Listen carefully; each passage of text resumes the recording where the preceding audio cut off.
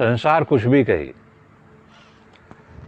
आपको इससे अपने मनुष्य रूपी जो कर्तव्य है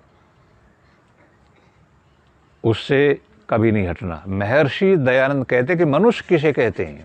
आप स्वमंतव्य अमंतव्य प्रकाश को पढ़ें, वो कहते हैं मनुष्य उसी को कहना चाहिए जो अपनी आत्मा के समान दूसरे की सुख दुख और हानि लाभ को समझे। आगे समझ में। और अन्यायकारी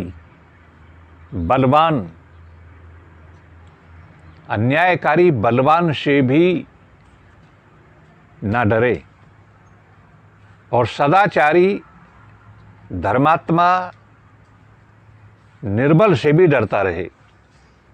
यानी सदाचारी जो है, जो धर्मात्मा है, वो चाहे निर्बल है, दुर्बल है, फिर भी उससे डरता रहे। और अन्यायकारी चाहे कितना भी बलवान है, उससे भी कभी डरना नहीं चाहिए।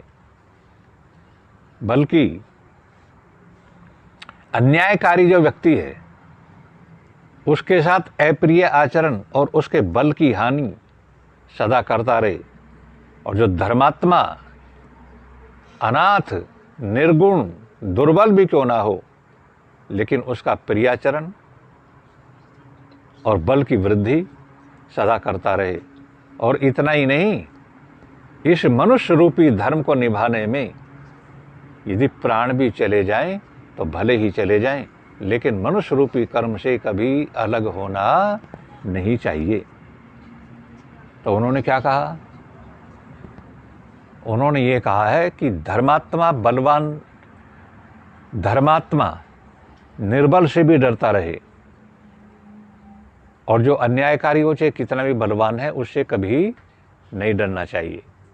तो इसलिए यदि अपने को मनुष्य सिद्ध करना है कि हाँ हम मनुष्य हैं, तो फिर तो ये खंडन मंडन का काम करना ही पड़ेगा। और नहीं करेंगे तो फिर हम मनुष्य कहलाने के भी हकदार नहीं।